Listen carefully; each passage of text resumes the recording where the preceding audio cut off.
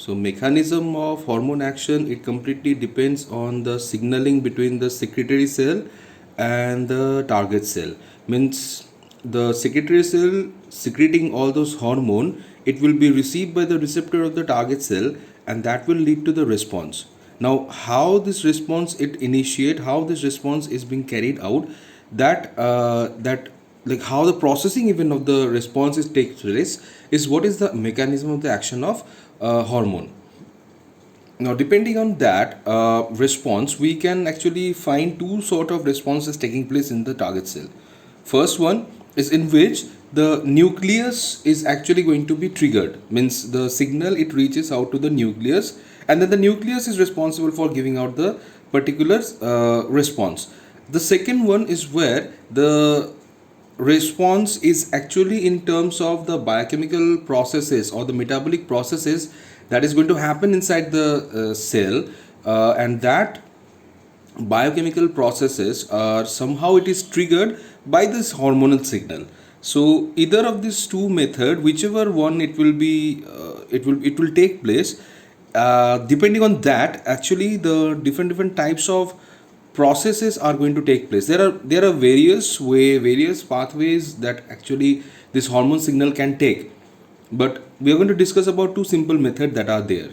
The very first one is in which we find that the hormone is going to come and bind with the receptor present in the membrane of the cell. Okay, and once it is bound, then we are going to find that this protein which is adhered to this receptor, so this protein is going to like phosphorylate itself. This red small blob that was made here, it is actually the phosphate group, we can say. And adenosine triphosphate is actually the one responsible for giving that particular phosphate. So what will happen is adenosine triphosphate will get hydrolyzed to form adenosine diphosphate, and it will take this phosphate from that to here. Okay, now once this phosphate reaches here, means this particular this protein it gets phosphorylated, so then it will detach itself and it will go and transfer the phosphate to this next protein, this one. Now what will happen is it will give the phosphate to this next protein, thus this one getting phosphorylated now, and now what will happen is it will go and phosphorylate another protein right there. See, it's all transferring the phosphate group. It's just simple transfer of the phosphate group is taking place from one to the next to the next. Once this will get the phosphate group, let's say, now this has got activated, well, we can say getting the phosphate group, one that protein actually is getting activated. Now once it will be activated, this protein will go inside the nucleus, and inside the nucleus it will trigger that particular gene from where the responses is going to be triggered.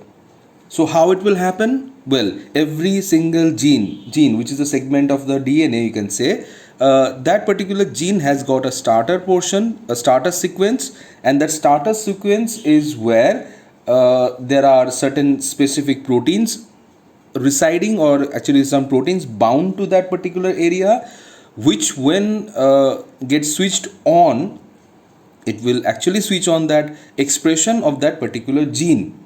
Now this protein is responsible for switching on those particular set of proteins, the one regulating the expression of that particular gene.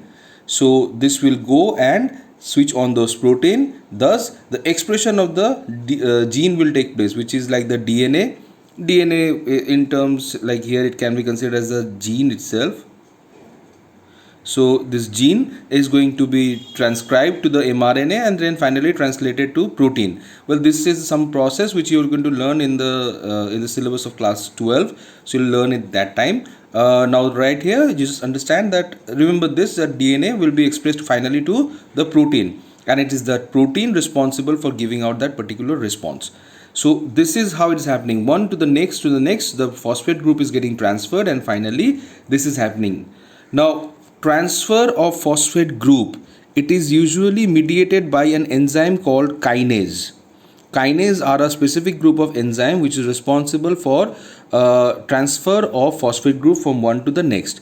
So this here, sometimes it has been noticed that this protein is actually a Janus kinase type protein. It's a type of protein that is there in the body, inside the cell. So Janus kinase is that particular type of protein. Now that Janus kinase and is responsible for giving this one to the next, like that way.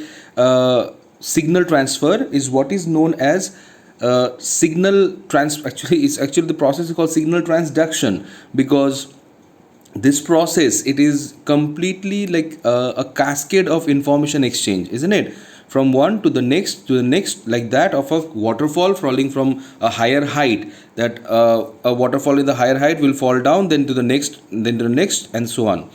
So this cascade of information exchange is what is going to be called a signal transduction process, and thus this process is called Janus kinase signal transduction and transmission, means JAK-STAT process. It is one of the process of transmission of the signal. Okay.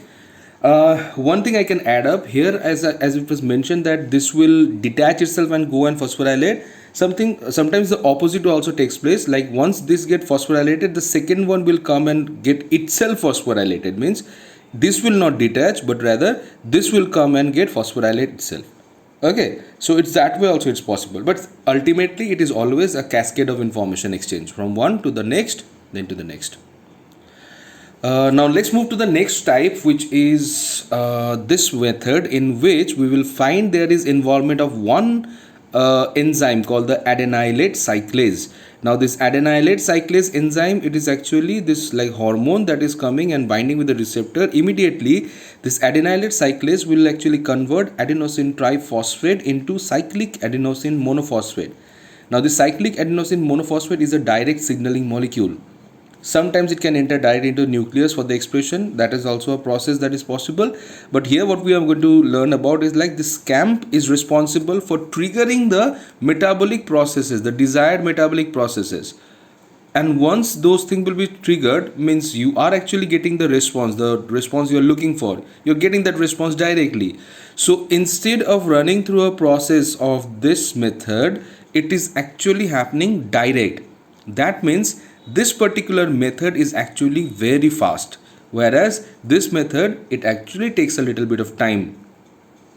Hormone after transition, this cyclic AMP method, if it is following, if it is of that particular sort of hormone, then this method will be usually a very fast response. Now it has been always noticed that this sort of method, this fast method, it is usually the peptide based hormones are responsible for it.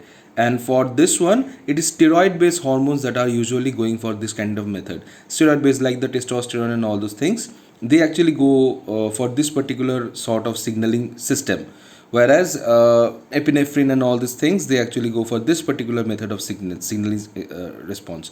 So this is actually the brief about the mechanism of hormone action.